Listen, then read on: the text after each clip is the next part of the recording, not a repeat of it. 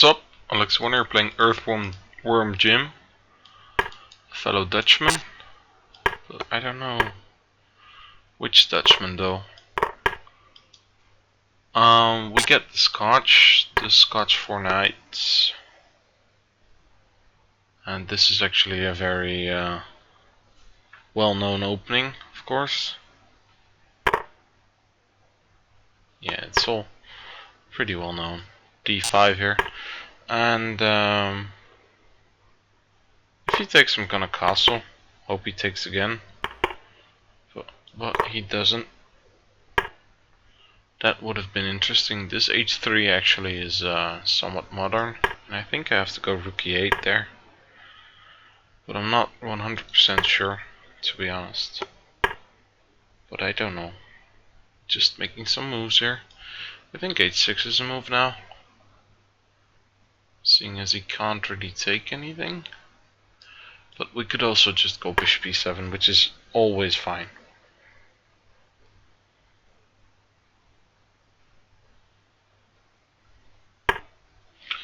Yeah, now it's maybe time to go h6.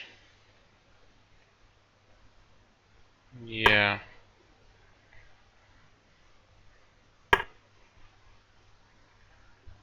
And it's interesting where we're going to put this bishop, probably on e6, and then move this knight away to c5.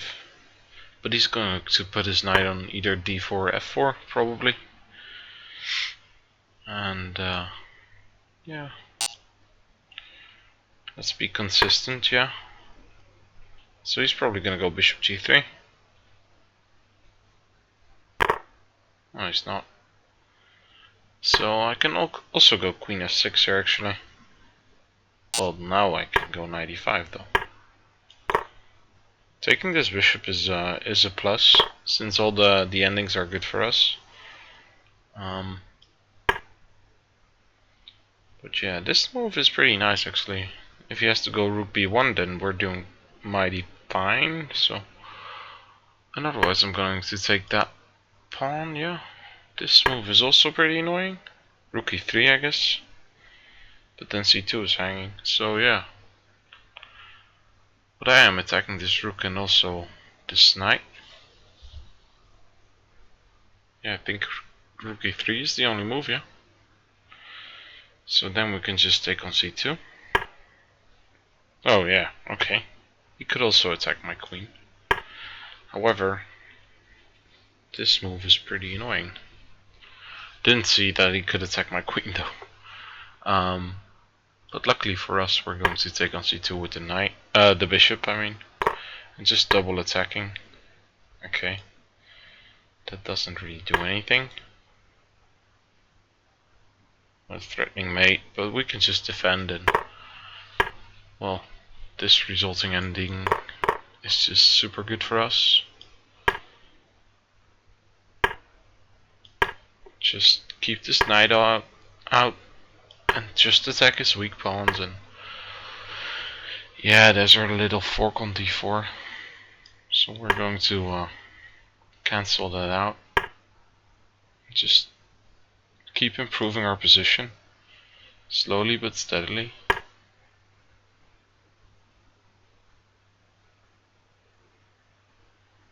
This should be an easy win actually now. Unless I fall into some sort of trick cheapo. So he's going to put his knight on c5 probably. Which is somewhat annoying. But yeah, it shouldn't be that much of a problem actually.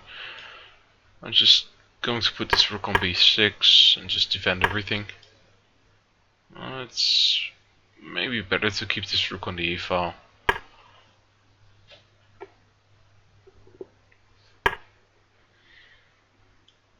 Yeah.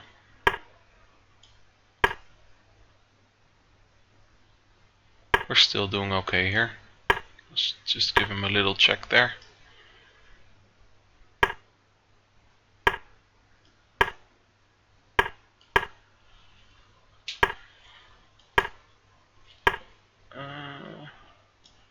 Thought I had him there.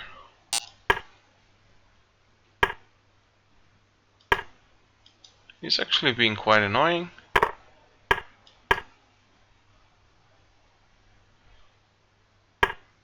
But yeah, nonetheless, we should still easily win this.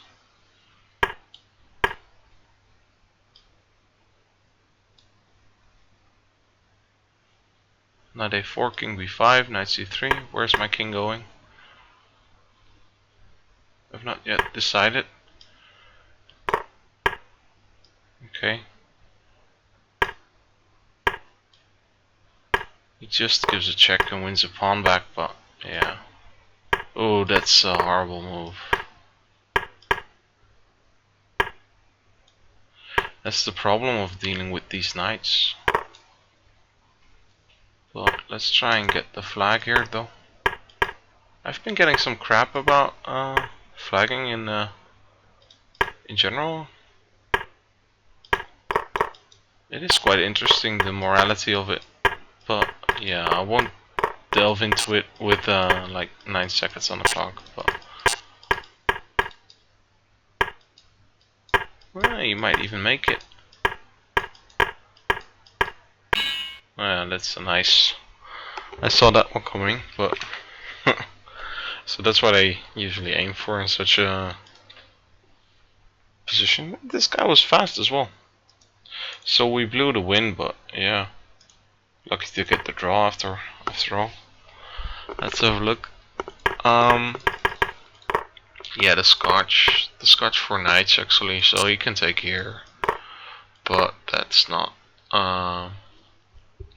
That's a totally different game. This is a known line as well. c4, and then you can go bishop a6 or knight b6. But whatever. This is totally different.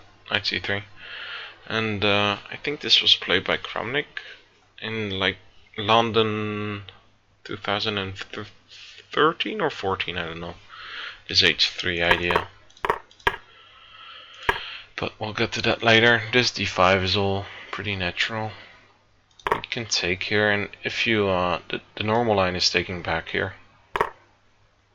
and then castle transposes into the line we had, but there's an extra option of going queen e2 here, which has actually been played by guys like Aaron Lamy, and it is quite nasty if you don't know how to respond, which I don't really know. So, and also this castling here is just fine.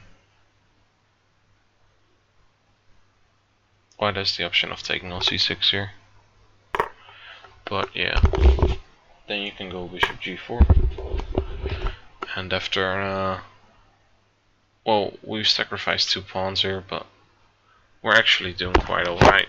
f3 is one move. I think there's a game by me actually in my YouTube library somewhere in this line. I should maybe get a database running or something about with my games. But yeah, this is actually a pretty nice line. You get so much counterplay here for the 2 pawns. Seeing as the king is on just super awkwardly placed here, and yeah, we just crush him in the center. We can attack this weak pawn here on c6, and there are some major threats here. Bishop c5, queen d4 being one of them.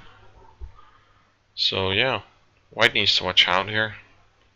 And in practice, white usually doesn't go for this line and just castles and transposes into the main line, since there's not really any other way for black to continue here other than c takes d5. I did look at something different here, which I'm not 100% sure. I think I looked at knight takes d5 here, but it's just nothing. You get stuck with the double pawns here, and if you compare it like with this variation, then this is clearly better for black. So knight takes d5 is not really the best alternative, but there's nothing else actually. So yeah, what to do?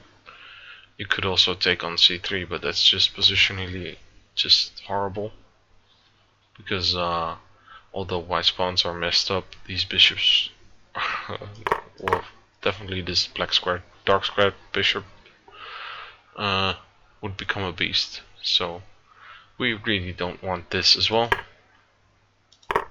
So there's nothing else. And this h3 was just played by Kramnik, if I'm correct, in London, 2014 or 13. I'm not really 100% sure. The old main line was bishop g5 here.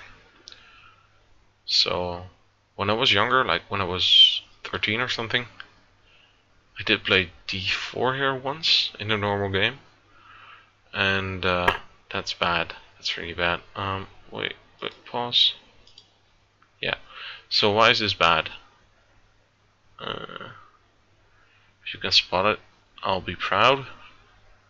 It's not really that hard to see, actually.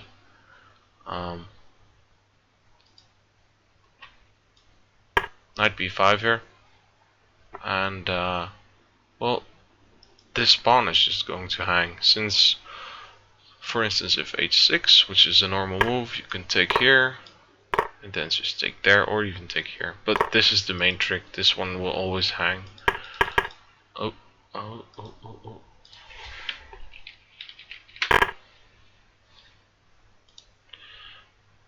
This wasn't where I was at. So,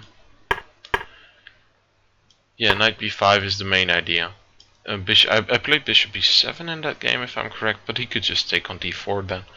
So, the problem here is just that d4 is always weak. We could defend it with c5, but I think you can go c3 then. I'm not 100. Oh yeah, a3 was the, yeah, and b4. This was the sickness, which I hadn't even spotted. Then queen f3, and there's just so much going on that it's all going in the wrong direction for black. Queen f4, I believe. Yeah, I do know this line somewhat. Well, I don't 100% recall it, but I mean, I have seen it before, and it's not fun. Bishop b7 and then just f3, I presume. Just look at the pieces, they're scattered around the board. Material wise, black is even a pawn up here, but since this pawn is super weak and his kingside, black's kingside is just horrible, this is bad for black. But after after bishop g5, you should just go c6, and this is the old main line, bishop e7 or bishop d6.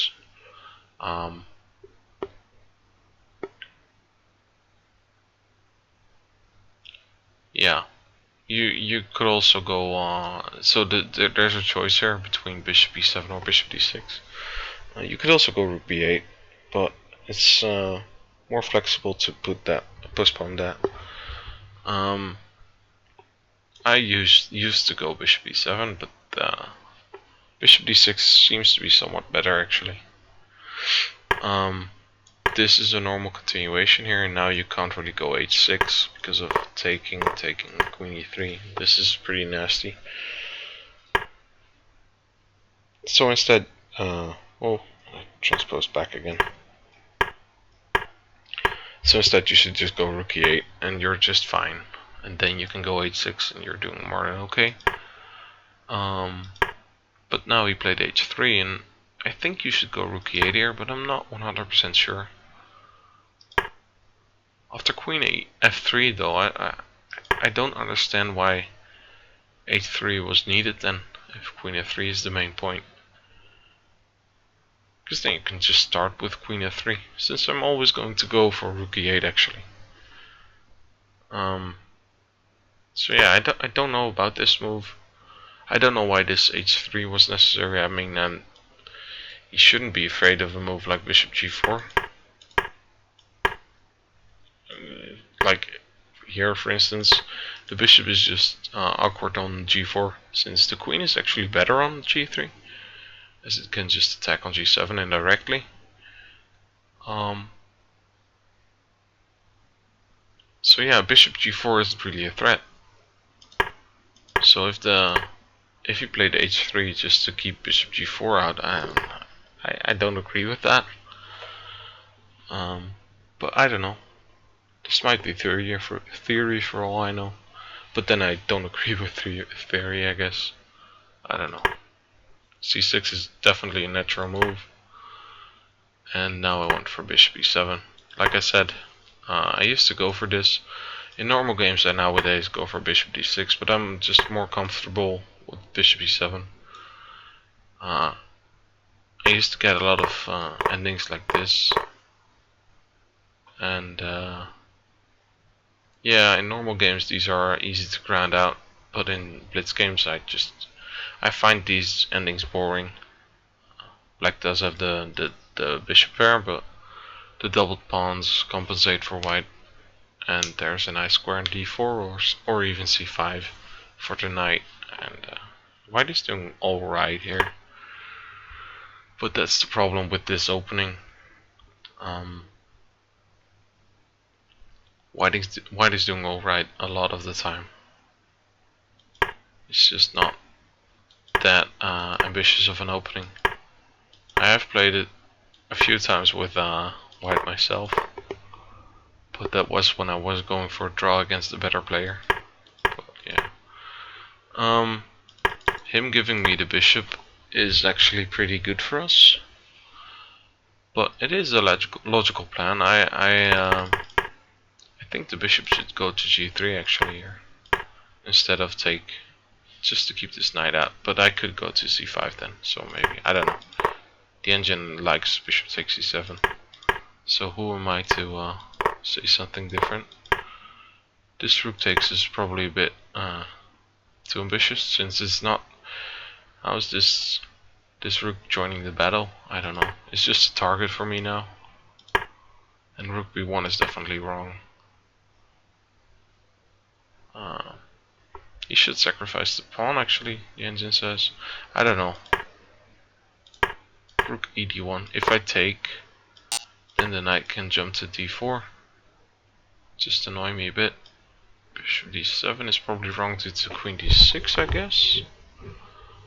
I don't know. Yeah, he does have some practical counterplay. Since if this bishop goes, then the rooks can be an issue, maybe. I don't know. Bishop f5 though, I mean, I guess he missed just the fact that I could take on c2 here.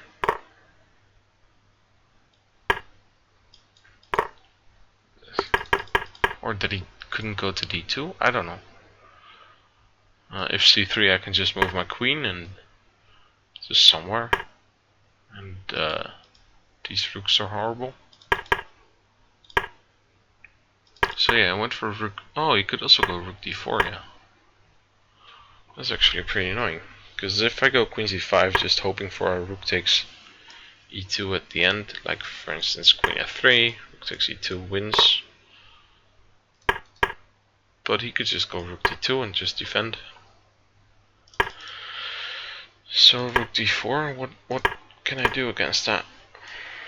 Nothing much actually. I can just attack this pawn and win a pawn still, since we either win a2 or c2. Yeah, okay, I agree. But this queen d2, now I'm just trashing him. I did like my queen g5. Takes.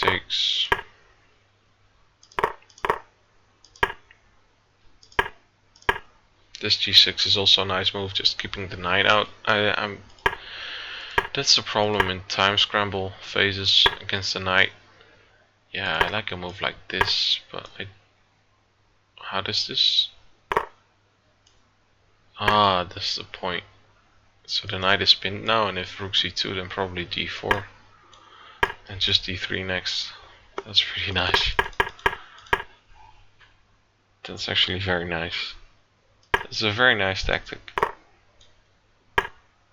So the knight can't move now, so he has to defend, and then d4, threatening d3. Double attack, and if rook c2, d3 still, because the knight still can't move due to rook e1 mate. And black just wins. So that was what I should have done. because I can't take here due to knight d4. This ending would still be very good for us, but and it's actually maybe even easier to just give material back and just grind this out, since now we're just 2 pawns up. Yeah, it's much easier. Yeah. Still this rook e4 now with the same idea. Wins. I hadn't spotted that idea. And now this knight is a bit annoying. Although we're still crushing here. Yeah, d4 is an easy move to spot. Rook c2 is I guess the only move, but then we can just take this. So knight b7. This wins as well. Yeah, and that's a very easy move to spot. I don't understand why I didn't see that. Christ. You can see my time management was bad as well. I was going for some sort of mating net here. It should still work actually. I don't know why I didn't go for it though. Since I was definitely aiming for it. I know myself. And we can even defend this pawn now, because he can't take, because then we would win instantly. So because of well, for instance, if he goes f3 here, we can just take here. It's mate. So he can't take on c6, so he has to go like f4 or f3, and then we can just go rook c1 and defend this pawn as well. And now we're just crushing as well. So yeah, I screwed up. This is by no means screwing up still, but this move is. So yeah, this has been a long video, so I'll just fast forward here. You should easily win this for sure. But I was aiming for the stalemate around here. It's just a nice stalemate actually. But yeah, you should always try for stuff like that in time scramble, like when they have 2 seconds or something. It happens more than you'd think. So yeah, I hope you guys enjoyed. See you guys next time.